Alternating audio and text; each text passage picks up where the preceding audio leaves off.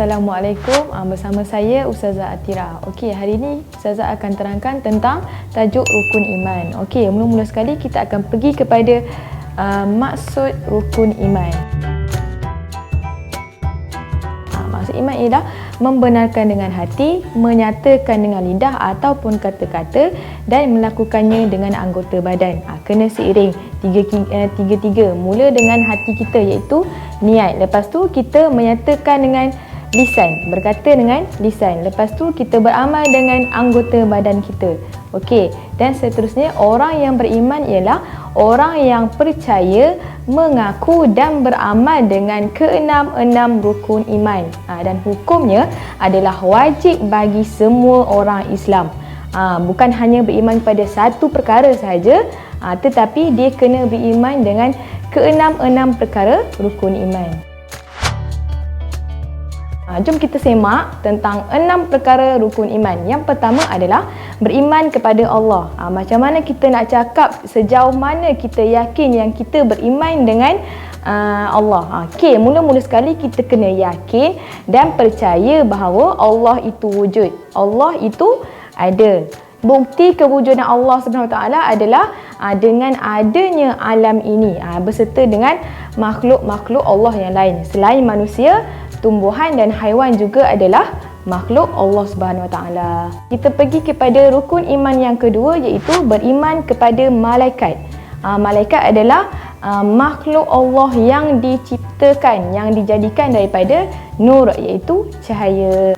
Malaikat sangat taat dan patuh dengan perintah Allah. Ada 10 malaikat yang wajib kita tahu. Yang pertama adalah malaikat Mikail, Jibril, Israfil, Izrail, Munkar, Nakir, Raqib, Atid, Ridwan dan Malik. Beriman kepada malaikat ni berarti kita kena percaya dan yakin bahawa malaikat ni makhluk Allah yang dijadikan, yang mempunyai tugasnya masing-masing. Kita pergi kepada rukun iman yang ketiga iaitu beriman kepada kitab. Seperti yang kita tahu, kita wajib tahu 4 buah kitab.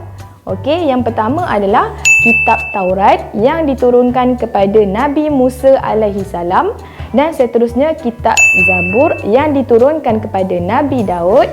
Yang ketiga adalah kitab Injil yang diturunkan kepada Nabi Isa alaihi salam, dan last sekali adalah kitab Al-Quran yang diturunkan kepada Nabi Muhammad sallallahu alaihi wasallam. Dan kita umat Islam hanya wajib beramal dengan kitab Al-Quran sahaja. Seterusnya kita pergi kepada rukun iman yang keempat iaitu beriman kepada Rasul. Apa itu Rasul?